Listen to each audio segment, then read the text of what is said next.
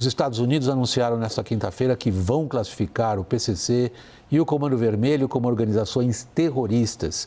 A designação vinha sendo defendida pelo presidenciável Flávio Bolsonaro em várias agendas com autoridades americanas em Washington, enquanto o governo Lula teme riscos até econômicos relacionados a essa medida.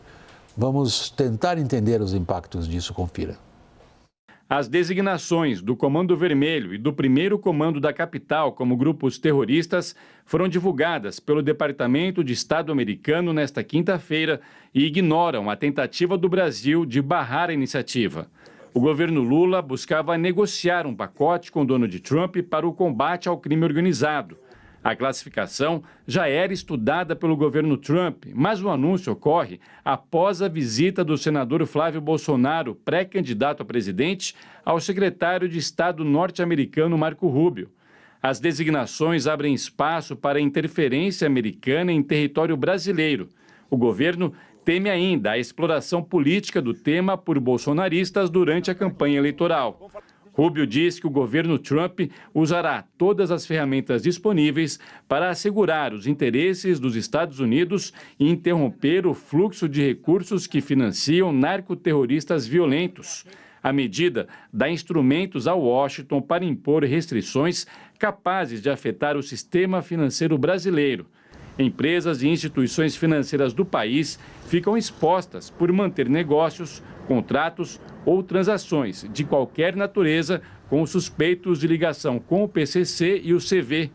Historicamente, os Estados Unidos impõem estas designações contra organizações políticas paramilitares no Oriente Médio e na América Latina. Mas Donald Trump tem utilizado a medida como um instrumento de pressão em meio a um discurso de guerra às drogas dentro dos Estados Unidos. Foi com base no mesmo discurso que os Estados Unidos, sob Trump, justificaram a operação contra Nicolás Maduro na Venezuela. Realizaram uma operação com forças militares do Equador contra cartéis locais. Ameaçaram atacar militarmente grupos do México, mesmo que sem o aval de autoridades locais, e apoiaram publicamente um candidato que terminou eleito na eleição presidencial em Honduras. Gromar, há duas reações até aqui que a gente tem podido averiguar. Entre alguns especialistas, promotor de justiça Lincoln Gaki, aqui em São Paulo, considerado uma das autoridades mais destacadas no combate ao PCC. A reação deles é muito cautelosa, dizendo, olha, isso aí muda um pouco o combate ao crime organizado, não sei se vai ajudar, talvez atrapalhe. Quando a gente pega as Forças Armadas, elas dizem, olha, se vier uma cooperação em matéria de vigilância de fronteira, que só pode existir entre países, a gente acolhe isso, mas não queremos muita politização. Mas é exatamente esse onde está o foco hoje, na politização. Qual é o teu cenário? Olha, primeiro de tudo, boa noite, um prazer estar aqui com você, com o Caio, Lorival, Daniel, com aqueles que nos assistem. Eu creio que o cenário que se desenha como primeira variável é de instabilidade. A gente pode dizer com alguma segurança que os parâmetros que norteavam não só a diplomacia brasileira na sua relação com os Estados Unidos até aqui, mas também o comportamento de atores econômicos, e você fez muito bem aquela listagem dos impactos desse tipo de movimento sobre setores estratégicos da economia brasileira, mudam. E mudam num parâmetro que, caso nada seja alterado, isso quer dizer, não haja uma reversão, como nós vimos na questão da Lei Magnitsky no ano passado, você transforma e muda completamente o processo de gestão de risco político por atores privados. Porque isso faz com que você tenha que se preocupar não só com o que acontece aqui, e isso empresas que não necessariamente teriam interesse nos Estados Unidos, mas você passa a ter que se preocupar também com as interpretações derivadas de autoridades políticas americanas sobre determinados tipos de movimento. Imagina a seguinte situação, William, só para dar um exemplo. O Brasil tem um sistema de pagamento coordenado pelo Banco Central, que é o PIX, certo? E aí, numa interpretação no limite do que seja envolvimento de qualquer autoridade monetária ou organização financeira com envolvidos com alguma dessas duas organizações... Tipo lavagem de dinheiro. Tipo lavagem de dinheiro. Imagine que uma autoridade ou um burocrata em Washington, pressionado por interesses de companhias americanas pela questão que envolve o PIX, e diga, olha, o Pix facilita o processo de lavagem de dinheiro porque ele não está submetido a regramentos de compliance que são originários de Washington.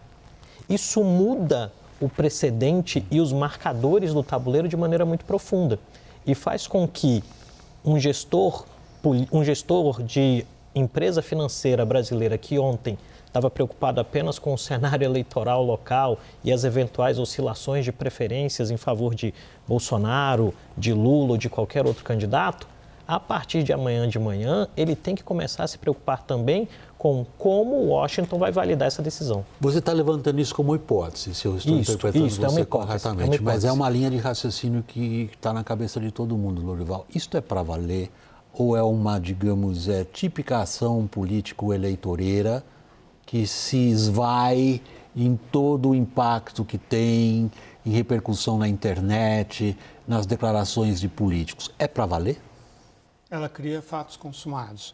Primeiro, politizando o conceito de crime organizado. Quando você trata um crime organizado como se ele fosse terrorista, você já fez a politização da discussão, porque você abandonou os critérios técnicos e passou a usar outros tipos de critérios que não são os conceitos técnicos internacionalmente aceitos.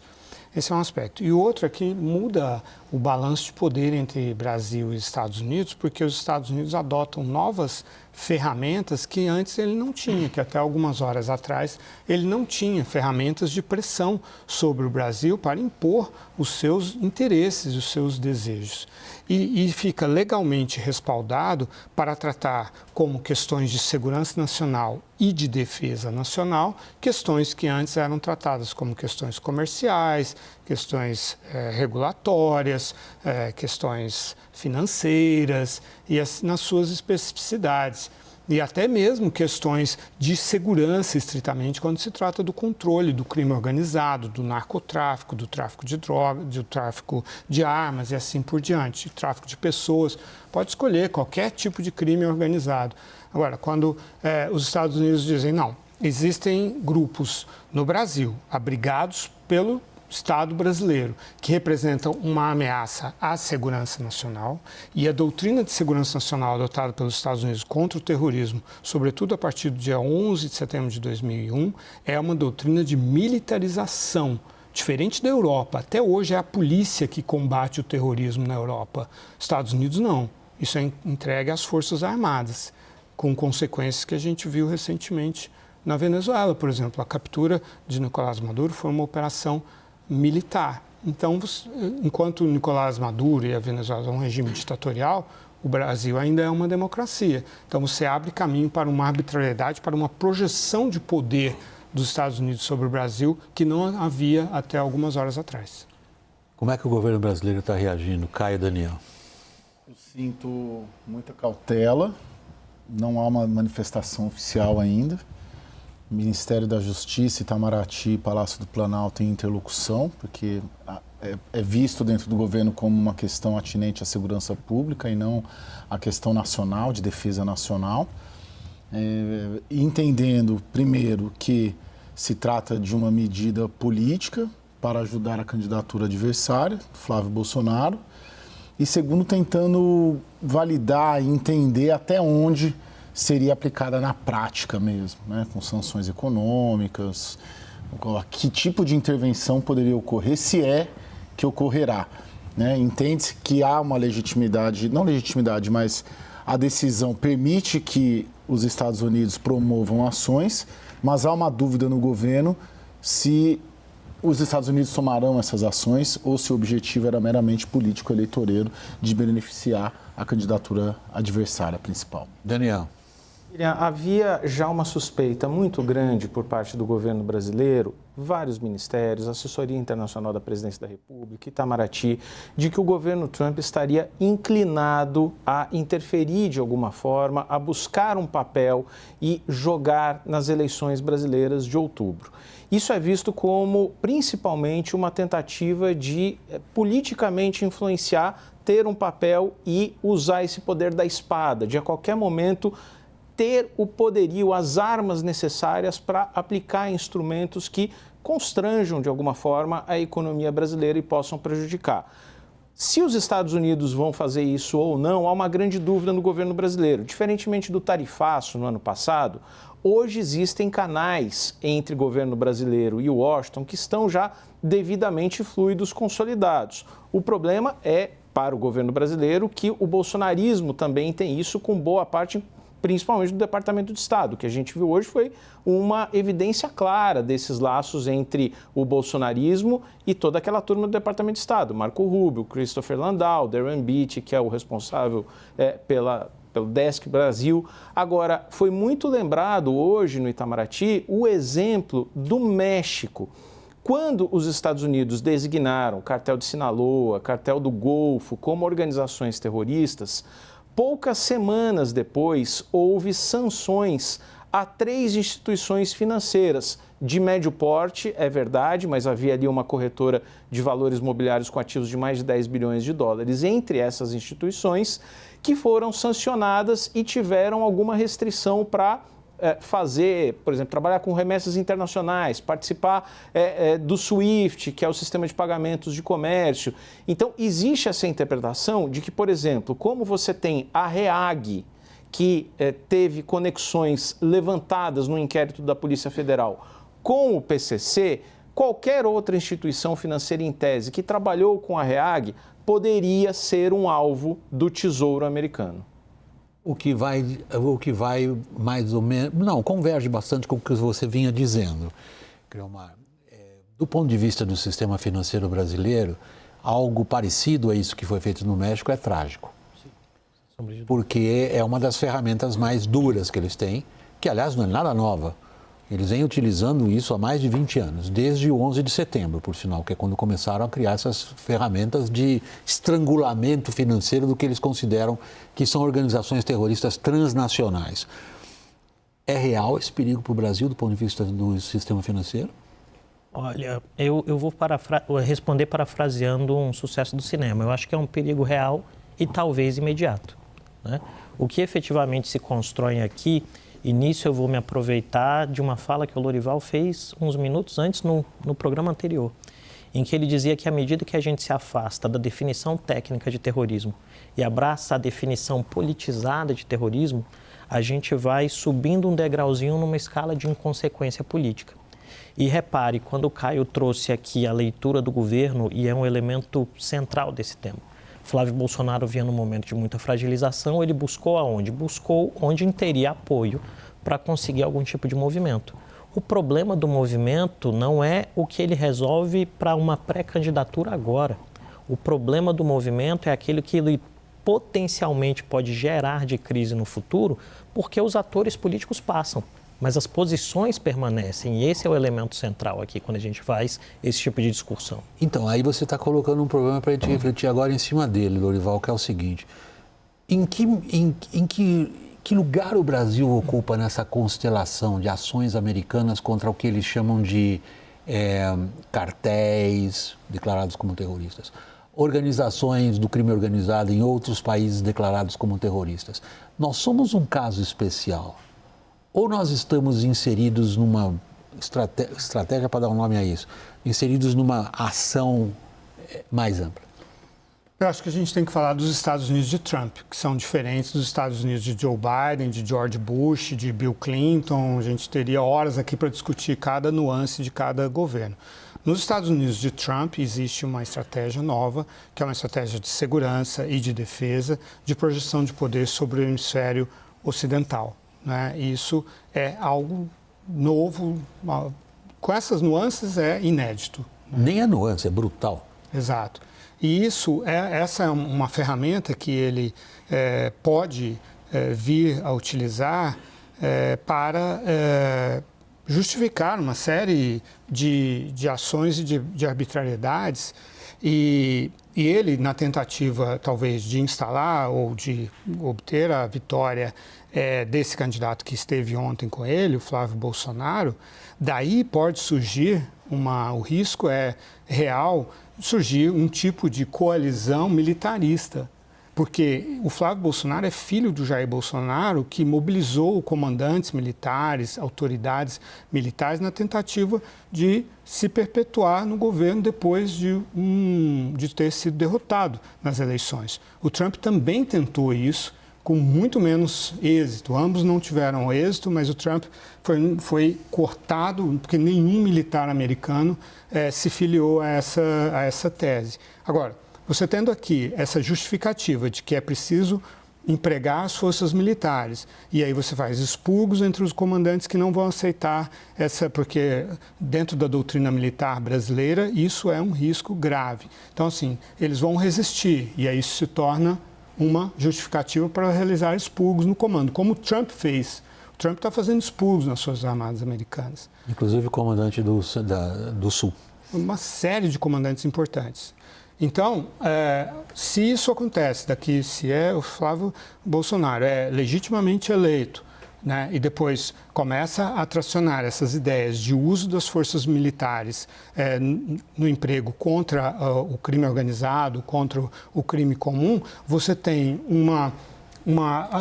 um espaço que as forças militares passam a ganhar na vida brasileira que elas só tiveram durante a ditadura militar brasileira, isso com um apoio ostensivo dos Estados Unidos. Então você tem uma gama de consequências possíveis de risco para a democracia gigantescos. Eu não estou querendo dizer que a nossa situação atual é boa, que a gente tem que aceitar o crime organizado, os juízes corruptos, a polícia corrupta, o Estado infiltrado pelo crime organizado, nada disso. Mas é aquela história. Você tem uma hepatite, aí você vai tratar como se fosse uma hipertensão. Você não controla a hepatite, você cria novos problemas. Eu não queria que você tomasse a palavra, mas queria também que você trouxesse o seguinte.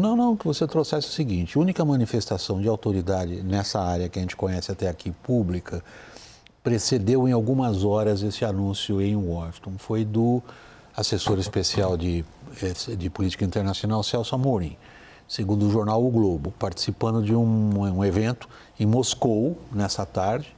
Ele disse isso daí, a classificação, ele ainda não sabia que ela tinha sido declarada. Essa classificação é um pretexto para intervenção. É assim que o governo brasileiro pensa? Acho que não chegou nesse nível ainda. Mas eles não se manifestaram. Não, eu estou falando a única precede o anúncio. Sim, acho que o governo brasileiro, Itamaraty, Palácio do Planalto, Ministério da Segurança e também Forças Armadas, eles estão tentando entender até onde essa medida é para valer. Acho que tem uma dúvida, uma interrogação. Eles sabem o potencial da medida, mas estão tentando saber até onde os Estados Unidos querem de fato chegar nesse potencial, ou querem chegar a um nível, vamos dizer, intermediário, ou querem apenas, vamos dizer, interferir numa agenda política eleitoral em favor do principal candidato oposicionista, que é o Flávio Bolsonaro. Acho que tem gradações ainda, antes de ter uma conclusão tal qual a do embaixador Celso Amorim. Deixa aí para um ponto que você já pegou ainda de raspão, vamos direto a ele agora. Que peso isso tem na luta política brasileira, essa classificação hoje? Luta política brasileira, que eu digo, é especificamente em relação às eleições. Olha, eu creio que a gente pode dividir isso em duas camadas que são igualmente interessantes. A primeira, a gente já deve observar e já está observando com os pronunciamentos em redes sociais, onde o bolsonarismo tem muita capilaridade e atores importantes como o ex-deputado federal Eduardo Bolsonaro já se pronunciaram, outros atores vinculados a eles também se pronunciaram, inclusive com um elemento muito interessante, William, que me vem à memória agora, recados dados ao serviço diplomático brasileiro pela não abertura da embaixada para que o Flávio Bolsonaro fizesse de lá sua coletiva pós-diálogo, sendo que era uma visita extraoficial e tem um defeso eleitoral, uma prática diplomática recorrente. Eu creio que essa é uma primeira camada. E nela já vai estar muito definida que o governo vai estar na defensiva. Eu creio que o Caio foi perfeito na sumarização. Ele dizer, olha, eles estão tentando entender. Tentar entender é estar na defensiva. Se você não quer entender, você parte para o ataque. A segunda que a gente vai ter que observar há cerca de 10, 15 dias aí é o impacto disso em termos de medição de intenções de voto. Porque o movimento, em algum sentido, vem para o resgate de um Flávio que estava começando a apresentar sinais de desgaste em dois públicos muito importantes: jovens de 16 a 24 anos e aqueles eleitores de centro-direita, que estavam começando a escapar, indo mais para o Lula do que para a indecisão. Creio que esses são os dois elementos que a gente vai ter que observar.